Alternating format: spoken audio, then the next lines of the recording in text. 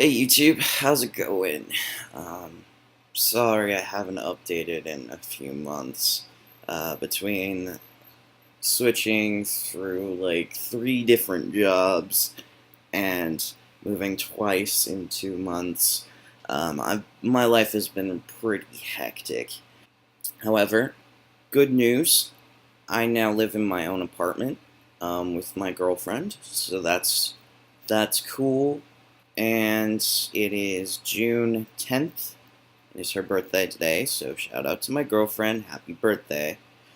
And that also means I am 14 days, so 2 weeks away from a year on testosterone.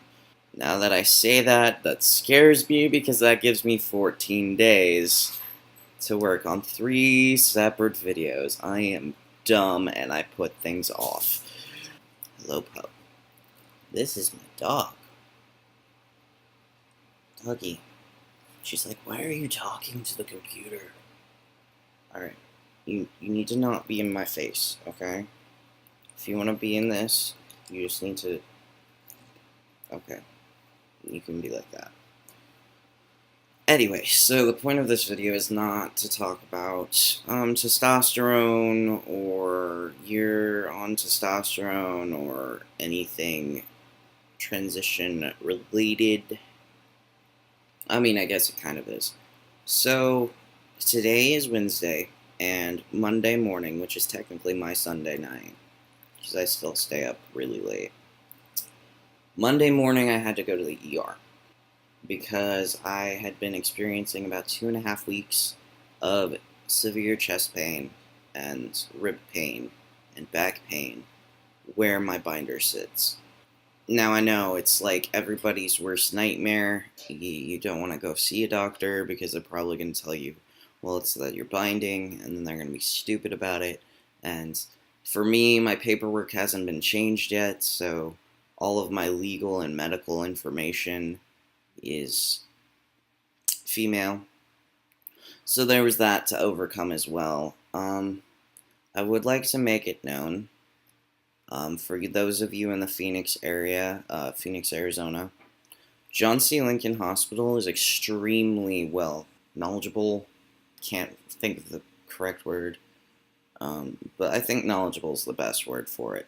Extremely knowledgeable with trans issues, in a sense.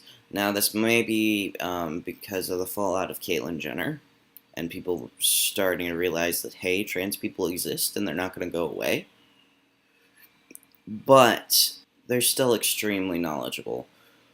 You know how doctors tend to ask, hey, are you taking any medications so they can make sure that if they prescribe you something, you're not going to have an issue.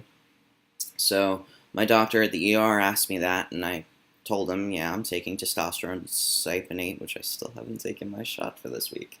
I'm terrible. But I told him, yeah, I'm taking testosterone cypionate. And basically, without missing a beat, he was like, okay, cool. Well, with hormone replacement therapy, there is the chance of blood clotting, so I'm going to run a quick blood test to see if that may be the issue here. And like went on and explained what the blood test was. But what struck me as awesome was the fact that he, right off the bat, knew why I was taking testosterone. Instead of like being like, well, you're a girl, why? That's weird. Also, while I was in the waiting room and in the actual treatment room or examination room, nobody used my first name. I only had the chance to tell one employee that I go by Connor, but nobody used my first name. They probably just were like, yeah, no, this doesn't match up. And that didn't bother me that they didn't use a name. Actually, it was pretty nice.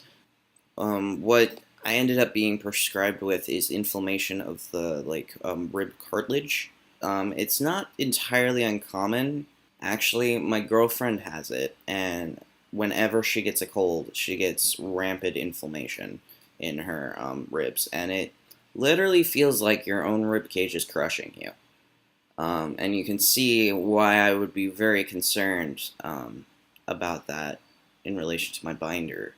So what they did for me is they gave me an intramuscular shot in the leg with a drug called tumblr. I may have pronounced that wrong, but basically it's a super anti-inflammatory drug. So I didn't feel the needle go into my leg, but I did feel what she injected into my leg. She put a lot of this stuff in here, and it was really weird for a long time. Much like testosterone, it'll go through your system more when you move your leg. As soon as I started walking around again, it got increasingly better to the point where it didn't hurt at all. Then also as the nurse was wrapping things up and like getting me my I guess release papers is what you call them. I asked her, "Hey, I don't know if you know what a binder is. Do you know if I'd be allowed to wear it? Is it going to hurt my condition anymore, or what? What's the deal?" And she was like, "Oh yeah, no, I know what a binder is, and you know what? It actually might help."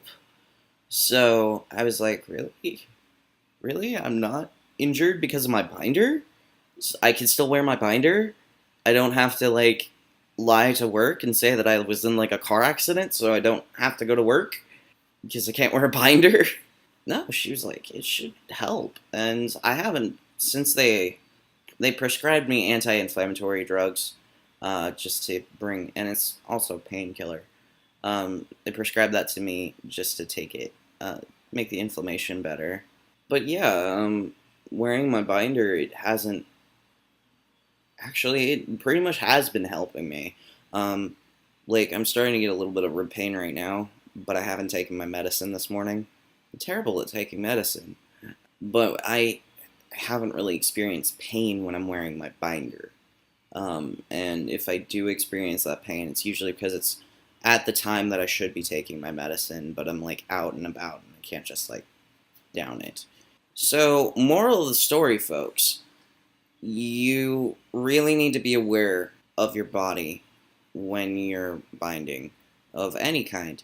Even if it's a professional binder, don't assume that it's not going to injure you because for me, I was lucky and it wasn't a rib fracture.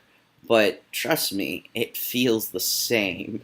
And the longer you let it wait, the longer you're going to have to stop binding to let your body heal and strengthen itself up again. So basically, don't use the excuses to yourself that you'll tell yourself, "Oh, they're just gonna keep misgendering me, and my dysphoria is gonna be terrible." Now, your dysphoria may be a little messy, because they probably will expect you, if you came there with a binder on, they'll probably expect you to take it off. But in the long run, that little bit of dysphoria is, you can manage that. And you need to seek medical attention if you believe that you may be injured due to binding. But in one of my articles, I have mentioned before that I don't want to see your pretty little faces get hurt or worse, killed because you're binding. Seek out medical attention. Times are changing, and hospital professionals are being trained, are being given diversity training based on transgender individuals and how to treat them and how to be kind with us folk. So do your best to be aware of your body and don't be afraid to go to a hospital if things get bad. Chances are they'll be able to give you something that can help you, and the faster they can help you, the faster you can get back to binding. So in the next 2 weeks, am going to work on a couple videos for you guys, because I do have a couple things in mind for my year on testosterone in general. So hopefully you'll see some more stuff from me there, and yeah, peace YouTube.